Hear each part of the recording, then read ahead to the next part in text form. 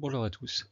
Je voudrais montrer la résolution de l'exercice 10 car elle fait appel à un outil mathématique un peu particulier, la résolution d'un système de deux équations à deux inconnus. C'est parti. Voici l'énoncé.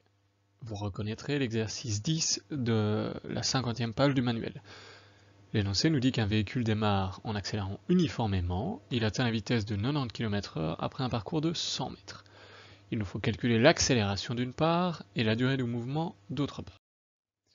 Commençons par identifier les inconnus. La première inconnue, c'est l'accélération du mouvement. Ça correspond au paramètre A0 dans un MRUV. D'autre part, il nous faut calculer la durée du mouvement. On va calculer celle-ci de manière un peu indirecte en déterminant l'instant pour lequel le véhicule a parcouru une distance de 100 mètres et aura atteint une vitesse de 90 km/h. Quelles sont nos données? Je vous propose d'imaginer que notre mobile, notre voiture, se situe à l'origine de l'axe de référence au moment où on enclenche le chronomètre. Ceci signifie qu'au début du mouvement, on pourra dire que à l'instant t0 égale 0 secondes, la position sera de 0 mètres, et comme le mobile démarre, sa vitesse sera de 0 mètres par seconde. À la fin du mouvement, on ne connaît pas la valeur de t, c'est pourquoi la durée du mouvement est inconnue, et on sait par contre que le mobile aura parcouru 100 mètres, donc sa position sera x de t égale 100 mètres. On sait également que le mobile aura atteint une vitesse de 90 km/h. À partir de ça, il nous faut résoudre l'exercice pour trouver l'instant auquel le mobile, la voiture aura atteint une distance de 100 mètres et une vitesse de 90 km/h. Il nous faut également trouver l'accélération qu'il aura eu pour atteindre cette vitesse et cette position. On va commencer notre résolution en transformant notre vitesse de km/h à mètres par seconde. Pour ce faire, il faut diviser la vitesse en km/h par le facteur 3,6. Ceci nous donne une vitesse de 25 mètres par seconde. Commençons par essayer d'établir l'équation de position de notre voiture. On sait qu'à l'instant t0 égale 0 secondes, la position est de 0 mètres et la vitesse est de 0 mètres par seconde. Théoriquement, une équation de position a la forme x de t égale x0 plus v0 fois t moins t0 plus a0 fois t moins t0 au carré. Dans notre cas, on peut remplacer les paramètres dont on connaît la valeur dans notre équation de position. Nous avons donc une équation de position qui a la forme x de t égale 0 plus 0 fois t moins 0 plus a0 demi fois t moins 0 au carré. Si l'on simplifie, cela nous donne x de t égale a0 demi fois t carré. À partir de notre équation de position, essayons de déterminer la valeur de nos inconnus a0 ou t carré.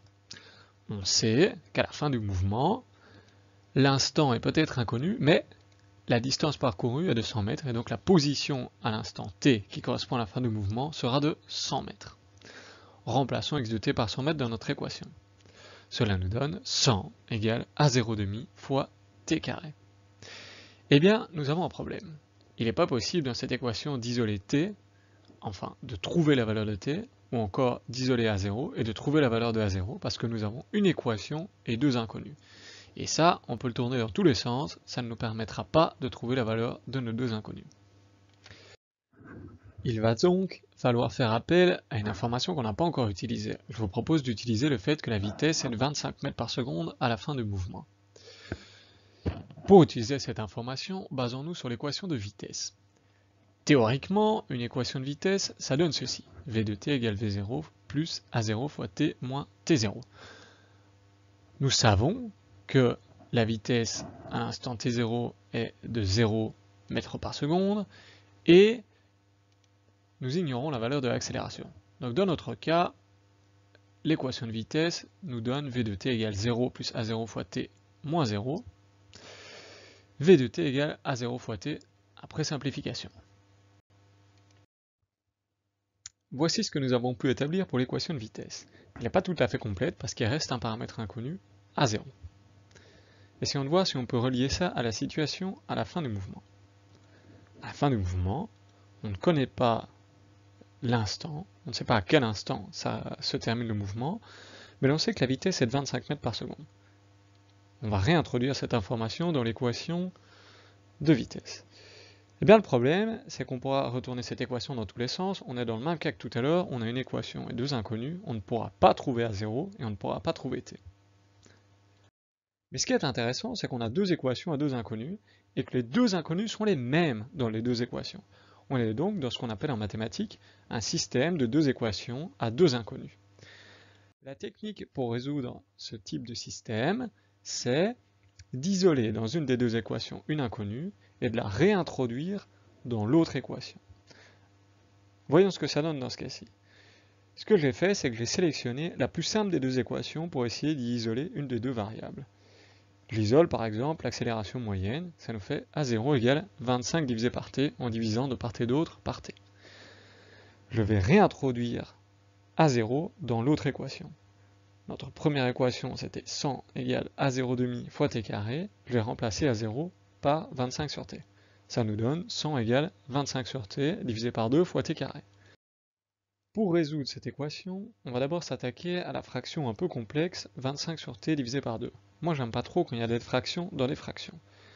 25 sur t sur 2, c'est 25 divisé par t et divisé par 2. C'est donc 25 divisé par 2t. À ce stade, on voit qu'on a t carré au-dessus, t en dessous. On peut simplifier en haut et en bas par t. Ça nous fait 100 égale 25 demi fois t. On va pouvoir passer 25 demi en le retournant de l'autre côté. Ça nous fait 100 fois 2 divisé par 25 égale à t. On sait donc que t est égal à 8. On a donc trouvé la valeur de t à la fin du mouvement. On sait donc que le mouvement va durer 8 secondes. Mais il nous reste à calculer l'accélération. L'accélération, on va la trouver en réutilisant la deuxième équation de notre système, 25 égale A0 fois t. On avait d'ailleurs déjà isolé là-dedans l'accélération, ça nous faisait accélération moyenne égale 25 sur t. En réintroduisant la valeur t égale 8 secondes, on a donc une accélération moyenne de 3,13 mètres par seconde au carré. Il ne nous reste plus qu'à conclure notre exercice. Pour ça, je vous conseille de toujours relire ce qui est demandé dans l'énoncé. Ici, on nous demande de calculer l'accélération et la durée du mouvement. Il faut donc conclure en donnant ces deux éléments. On peut dire par exemple que le mouvement aura duré 8 secondes et que l'accélération a dû être de 3,13 mètres par seconde au carré. Bien voilà, nous avons conclu en français. On a précédemment bien développé par étapes notre raisonnement. L'exercice est terminé.